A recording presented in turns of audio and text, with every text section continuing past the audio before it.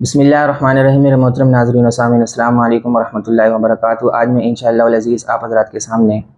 محرم کے مہینے کی فضیلت، اس کے شروع کے جو 10 دن ہیں ان کی اہمیت اور خاص طور پر عاشورہ کے متعلق عرض کروں گا۔ تو سب سے پہلے محرم کے مہینے کے متعلق میں عرض کرتا ہوں، اسلامی کیلنڈر میں سب سے پہلا مہینہ محرم کا ہے اور اسلام میں اس کو بہت زیادہ اہمیت حاصل ہے۔ یہ اللہ تبارک و تعالیٰ کے مہینوں میں سے ایک مہینہ ہے۔ یہ حرمت والے مہینے 4 ہیں، ان 4 میں سے ایک یہ محرم کا مہینہ بھی ہے۔ اللہ تبارک و تعالیٰ نے اسی کی اہمیت کے سلسلے میں آیہ کریمہ میں عرض کرتا ہوں، اللہ تبارک و تعالیٰ نے ارشاد فرمایا والفجر ولیال عشر، اور فجر کی قسم اور 10 راتوں کی قسم۔ حضرت عبداللہ ابن عباس رضی اللہ تعالیٰ عنہما نے اس آیت کی تفسیر کے متعلق ارشاد فرمایا کہ یہاں پر فجر کی قسم سے محرم کی فجر مراد ہے کہ سال کی سب سے پہلی یہ فجر ہے، کہ قرآن پاک میں اللہ تبارک و تعالیٰ کا اس مہینے کی فجر کی قسم کھانا بھی اس بات پر دلالت کرتا ہے کہ یہ بہت ہی اہمیت کی حامل ہے۔ سرکار دو عالم صلی اللہ تعالیٰ علیہ وآلہ وسلم کی اگر احادیث کا ہم جائزہ لیں تو سرکار دو عالم صلی اللہ تعالیٰ علیہ وآلہ وسلم نے بھی اس کی اہمیت کے متعلق ارشاد فرمایا۔ چنانچہ حضرت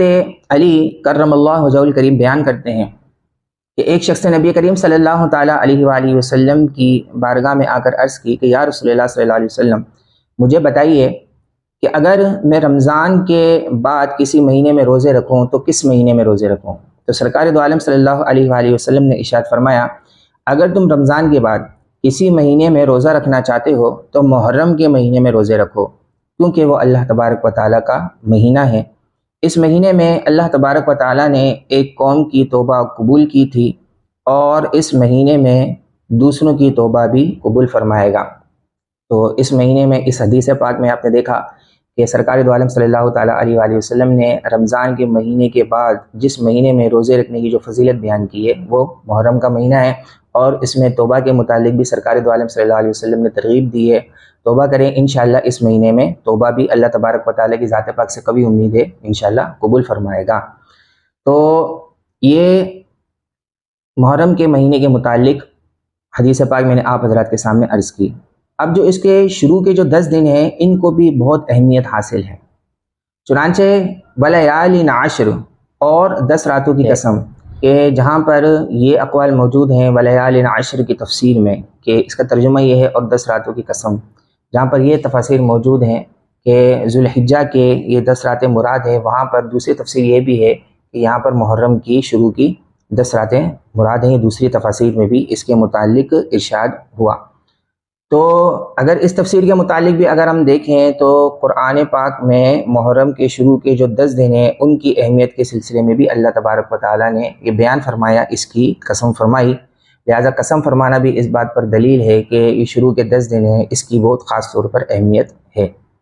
اور ان 10 دنوں میں خاص طور پر عاشورہ کے دن کی بہت زیادہ اہمیت ہے۔ احادیث میں اس کے متعلق کثرت کے ساتھ وارد ہوا ہے، میں چند احادیث آپ حضرات کے سامنے بیان کرتا ہوں۔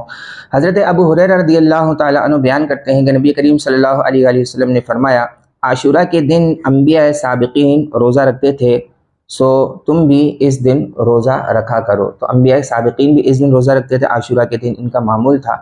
روزہ رکھتے تھے، تو سرکار صلی اللہ علیہ وسلم نے امت کو یہ ترغیب دی کہ تم بھی اس دن روزہ رکھو۔ حضرت ابن عباس رضی اللہ تعالیٰ عنہ بیان کرتے ہیں کہ رسول اللہ صلی اللہ علیہ وسلم مدینہ تشریف لائے تو آپ نے دیکھا کہ یہودی یوم عاشورہ کا روزہ رکھتے ہیں، تو رسول اللہ صلی اللہ علیہ وآلہ وسلم نے ان سے پوچھا تم کیوں اس دن کا روزہ رکھتے ہو؟ انہوں نے کہا اس دن اللہ تبارک و تعالیٰ نے حضرت موسیٰ علیہ السلام کو اور بنی اسرائیل کو غرق ہونے سے نجات دی اور فرعون کو اور اس کی قوم کو غرق کر دیا تھا، تو حضرت موسیٰ نے اس دن شکر کا روزہ رکھا، بس ہم بھی اس دن کا روزہ رکھتے ہیں۔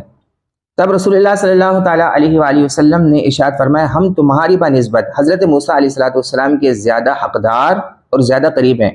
کہ جس طرح ہم موسیٰ علیہ السلام کو مانتے ہیں تم نہیں مانتے، جس طریقے سے اسلام نے ماننے کا حکم ارشاد فرمایا، جس طریقے سے اللہ تبارک و تعالیٰ نے حکم ارشاد فرمایا، ہم اس طریقے سے موسیٰ علیہ السلام کو مانتے ہیں، تم نہیں مانتے، لہٰذا زیادہ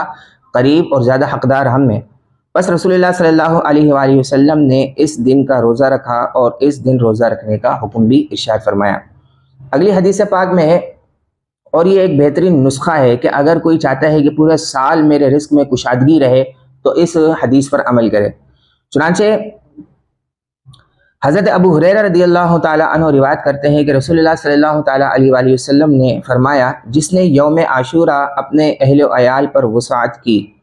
یعنی جو روزمرہ کے جو کھانے وغیرہ ہوتے ہیں ان سے ہٹ کر بہترین کھانے ان کے لیے مہیا کیے، اللہ تبارک و تعالیٰ سارا سال اس پر وسعت رکھے گا۔ تو یہ ایک بہترین نسخہ ہے، اگر جو چاہتا ہے کہ سالہ سال